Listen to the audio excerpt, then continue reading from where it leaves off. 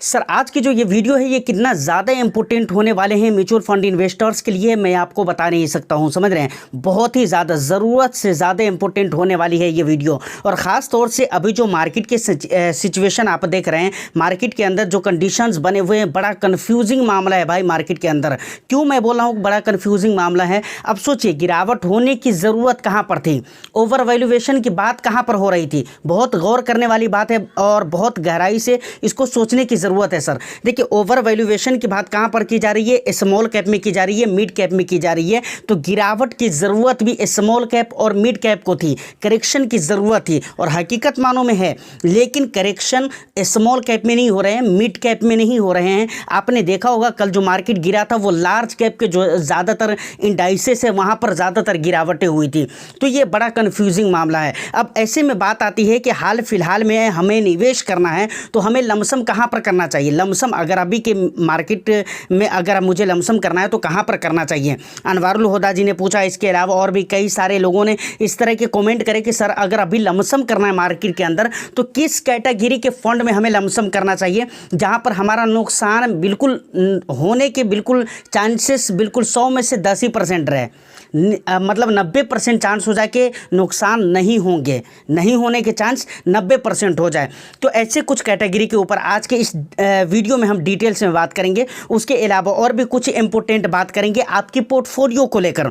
तो यकीनन video interesting होगी, एक लाइक करके शेयर कर दीजिए। चैनल को सब्सक्राइब नहीं किया है तो चैनल को भी ज़रूर सब्सक्राइब कर लीजिए। देखिए सर, सबसे पहले अगर बात की जाए कि अगर हमें अभी लमसम करना है, जैसे मार्केट का मैंने आपको बता दिया कि बड़ा कन्फ्यूजिंग मामला हो चुका है, तो ऐसे में अगर लमसम करना है तो हमें किस तरह के कैटेगरी को चूज़ करना चाहिए, सेलेक्ट करना चाहिए, किस कैटेगरी के फंड में हमें लमसम करना चाहिए? तो सबसे पहले नंबर पे जो हमारी लिस्ट में आ जाती है large and mid cap category में। समझ रहे हैं, लार्ज और mid cap category, large and mid cap category के जो फंड होते हैं वहाँ पर आपको पता होगा, आप कुछ दिन से भी मार्केट में हैं तो आपको पता होगा कि वहाँ पर लार्ज कैप और मिड कैप के एक्सपोजर ज़्यादा होते हैं, जिसकी वजह से आपको large and mid cap category में अगर चाहें तो इस कैटेगरी के फंड हैं आपके पोर्टफोलियो में तो आप उनमें लमसम कर सकते हैं, अलग से फंड लेने की ज़रूरत नहीं है। अगर नहीं है और नंबर ऑफ फंड्स भी आपके पोर्टफोलियो में कम है तो आप large and mid cap category के फंड ले सकते हैं लमसम करने के लिए।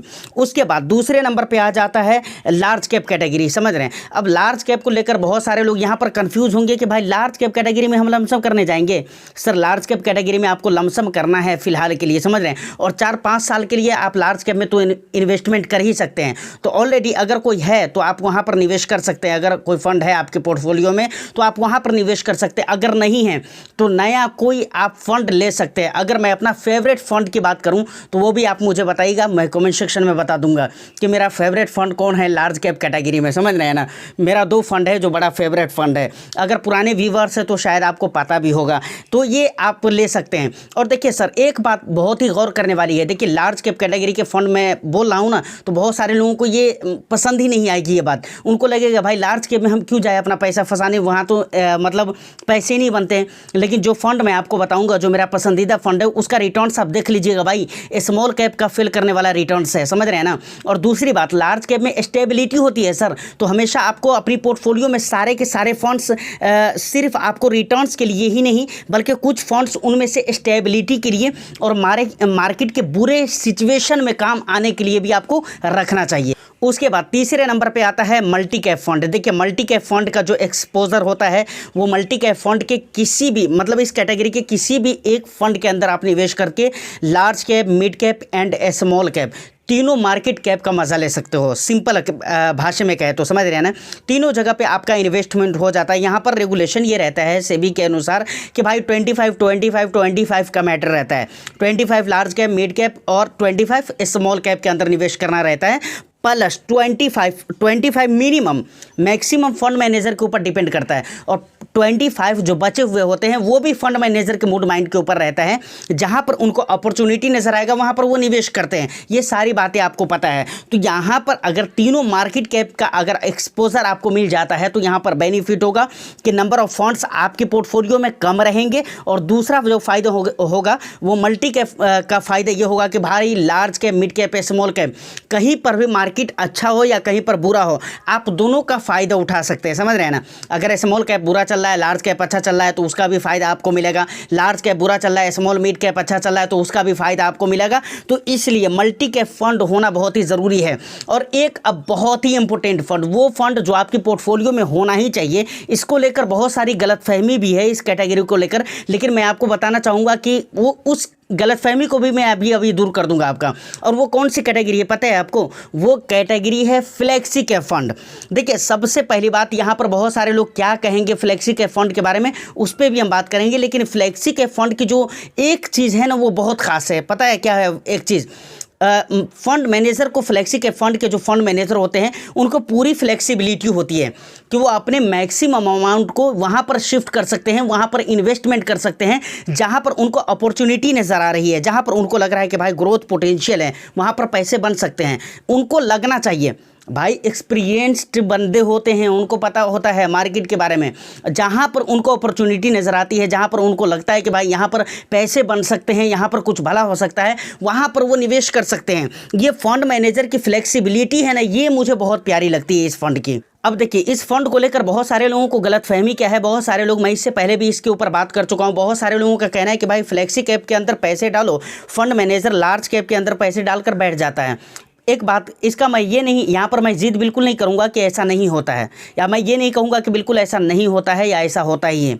मैं आपको एक ही चीज़ कहता हूँ सर, फ्लेक्सी कैप कैटेगरी में जब आपको ऐसा लगता है कि फंड मैनेजर लार्ज कैप में पैसे रखकर बैठ जाता है ना, तो आप एक काम कीजिए। वो काम आपको क्या करना है पता है?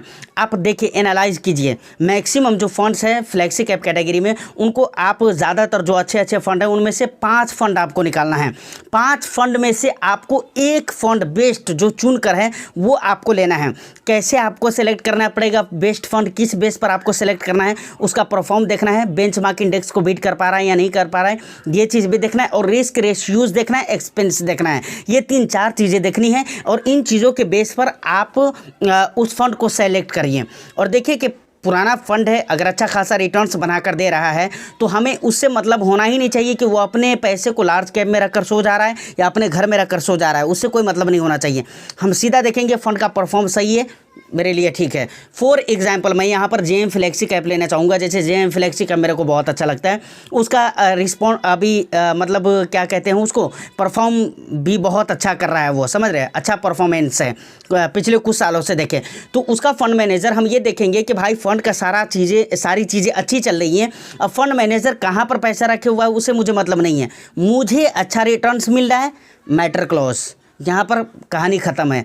तो इस बात को आपको याद रखना है। अब देखिए, पोर्टफोलियो के लेकर कुछ ज़रूरी बात आपको बतानी थी। देखिए, ये वो टाइम है जहाँ मार्केट में वैलेटिलिटी फिर से बढ़ रही है। एक पिछले दिन से ही देखें तो मार्केट में लार्ज कैप में ख़ास तौर से सेंसेक्स वगैरह को आप देखें तो वहाँ पर गिरावट अच्छी खासी हुई थी। बैंक निफ्टी में, उसके बाद निफ्टी वगैरह में, इन जगहों पर गिरावट हुई थी।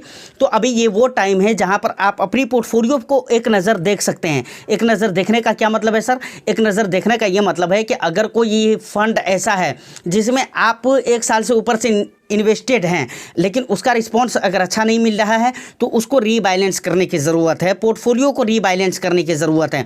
मतलब कोई ऐसा फंड है जो बहुत ही लंबे समय से मतलब 1 साल से ऊपर से अगर कोई अच्छा परफॉर्म नहीं कर रहा है तो वहाँ पर या तो एवरेज कीजिए या नहीं तो उसको रिडीम करके आप कहीं और पर शिफ्ट करिए अपने पैसे को। मतलब एक फ़ंड से निकालिए, दूसरे फंड के अंदर डाल देना है और लंबे समय के लिए मतलब बने रहना है। इसका यह मतलब बिल्कुल नहीं है कि आपने 3 महीना पहले निवेश किया था, उसका रिस्पॉन्स अच्छा नहीं है या परफॉर्म अच्छा नहीं है तो उसको आप रिडीम कर दीजिए। 4 महीना 5 महीना पहले आपने निवेश किया, उन फंड को आप रिडीम कर दीजिए। तो ऐसा मैं बिल्कुल नहीं बोल रहा हूँ। मेरे कहने का मतलब है लंबे समय से अगर आप निवेशित हैं और उसका रिस्पॉन्स अच्छा नहीं है तो आपको ये चीज़ करना है, समझ रहे हैं, एवरेज करना है, या नहीं तो आप क्या कीजिए, रिडीम करके दूसरे फंड में आप शिफ्ट कर सकते हो। ये वो टाइम है, समझ रहे हैं ना। क्योंकि लार्ज कैप कैटेगरी वगैरह के जो फंड्स है उसके लेवल तो ठीक ठाक है, मिड कैप और स्मॉल कैप में ओवर वैल्यूएशन वगैरह की भी बात की जा रही है। तो यहाँ पर ऐसे भी ज़रूरत है कि थोड़ा एवरेज की ज़रूरत है। या ऐसा भी हो सकता है कि अगर आप काफ़ी लंबे समय से निवेशित हैं स्मॉल कैप मिड कैप के अंदर और आपको बहुत अच्छा खासा रिटर्न्स मिल चुका है तो आप उसको भी एवरेज कर सकते हैं। ऐसे कंडीशन में भी अब आप अपना थोड़ा पैसा, मानकर चलिए आप 5 साल 7 साल 8 साल से मतलब 7 साल से ऊपर से अगर निवेशित हैं, आपका गोल है कि भाई हमें 10 साल के लिए निवेश करना है और आपका 7 साल 8 साल हो चुका है, तो ऐसे में थोड़ा सा आप एवरेज कर सकते हैं, मिड कैप और स्मॉल कैप को रीबैलेंस कर सकते हैं, समझ रहे हैं ना, कि वहाँ से थोड़ा, क्योंकि वहाँ पर ऑलरेडी आपका प्रॉफिट बहुत अच्छा खासा बन चुका है, तो वहाँ से थोड़ा निकालिए और थोड़ा आप लार्ज कैप, मल्टी कैप, इस तरह के फंड में आप शिफ्ट कर सकते हैं, समझ रहे हैं ना। तो ये कुछ ज़रूरी और इम्पोर्टेंट बातें हैं जिसका बताना मुझे लगा कि बहुत ही ज़रूरी है। उम्मीद करता हूँ कि ये वीडियो आपको अच्छी लगी हो। बाकी मेरा जो 2 फेवरेट फंड है लार्ज कैप कैटेगरी में, कौन सा है, अगर आपको पता है तो आप मुझे कमेंट करके बताइए कि मेरा फेवरेट फंड कौन सा है, क्योंकि मैं इससे पहले बता चुका हूं। अगर आपको पता नहीं है, अगर आपको लेना है तो आप मुझे कमेंट करके बता सकते हैं, मैं आपको ज़रूर इसका आंसर करने वाला हूं कि 2 फंड जो कि मेरा फेवरेट फंड है, समझ रहे, वो क्यों है मैं आपको ज़रूर बताऊँगा। तो उम्मीद करता हूं कि वीडियो आपको अच्छी लगी हो तो एक लाइक कर दीजिए, शेयर कर दीजिए। चैनल को अगर अभी तक आपने सब्सक्राइब नहीं किया है तो चैनल को भी ज़रूर सब्सक्राइब कर लें। मैं फिर मिलता हूं किसी नेक्स्ट एंड इंटरेस्टिंग वीडियो में, जब तक के लिए all the best. Thank you for watching.